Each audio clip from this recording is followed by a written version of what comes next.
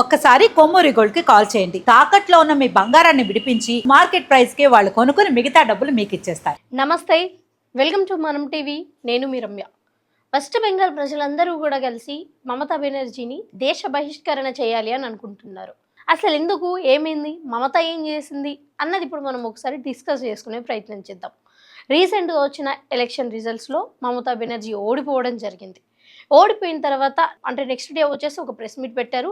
ఆ ప్రెస్ మీట్లో ముఖ్యంగా మా పార్టీకి వచ్చిన దాదాపు ఒక 100 సీట్లను అయితే బీజేపీ చోరీ చేసింది.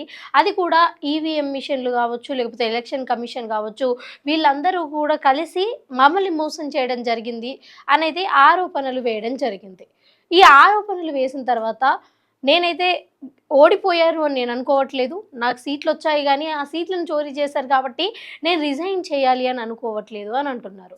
అయితే ఈ మాటల మీద ప్రజలకు ఎందుకు కోపం వస్తుందంటే, ప్రజాస్వామ్య దేశం ఇది.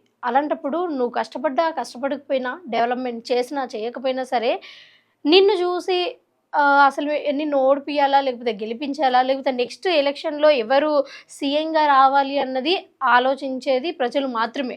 అయితే ప్రజలు ఇచ్చిన ఈ తీర్పుని తను అంగీకరించకుండా నేను ఓడిపోలేదు అని చెప్పడమే కాకుండా నేను రిజిగ్నేషన్ చేయలేను అని చెప్తే, అయితే ఇప్పుడు ఇక్కడ గవర్నెన్స్కి ఏదైతే ఉందో మమతా బెనర్జీని రిజిగ్నేషన్ డైరెక్ట్గా తీపియొచ్చు. దాని తర్వాత మళ్ళీ మోడీ ప్రభుత్వాన్ని కూడా అక్కడ గవర్నమెంట్లో పెట్టొచ్చు.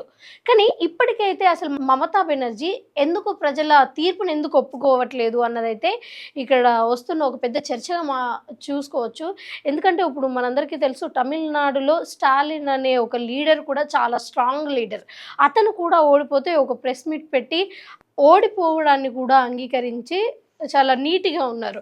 బట్ మమతా బెనర్జీ మాత్రం ఓటమిని ఏదైతే ఉందో అది ఒప్పుకోలేకపోతుంది. ముఖ్యంగా చెప్పాలి అంటే, ఇంతకు ముందు వరకు కూడా మమతా బెనర్జీ హిస్టరీ ఒకసారి చూసుకున్నట్టయితే, మమతా బెనర్జీ 3 టైమ్స్ సీఎంగా ఎలక్ట్ అయింది అండ్ మంచి మెజారిటీతోనే గెలిచింది. సో ఇలాంటప్పుడు ఈవీఎం మిషన్లు కావచ్చు, ఎలక్షన్ కమిషన్ కావచ్చు, వీళ్ళందరూ కూడా నువ్వు గెలిచినప్పుడే పని చేశాయి, నువ్వు గెలవనప్పుడు పని చేయలేదు అని ఆరోపించడం తప్పు అని అయితే జనాలు అయితే వాళ్ళ భావాన్ని వ్యక్తం చేయడం జరుగుతుంది. సో మరి దేశ బహిష్కరణ ఎందుకు చేయాలి అని ప్రజలు అనుకుంటున్నారు అంటే, అసలు తన ఓటమిని ఒప్పుకోకుండా ఉండడమే కాకుండా అపోజిషన్ పార్టీ మీద బురద చల్లడానికి ప్రయత్నిస్తుంది కాబట్టి ప్రజలు అలా అనుకుంటున్నారు. మరి మీరు చెప్పండి, నిజంగా మమతా బెనర్జీ ఓటమిని ఒప్పుకోకుండా బీజేపీ పైన బురద చల్లడాన్ని మీరు ఎలా చూస్తున్నారు?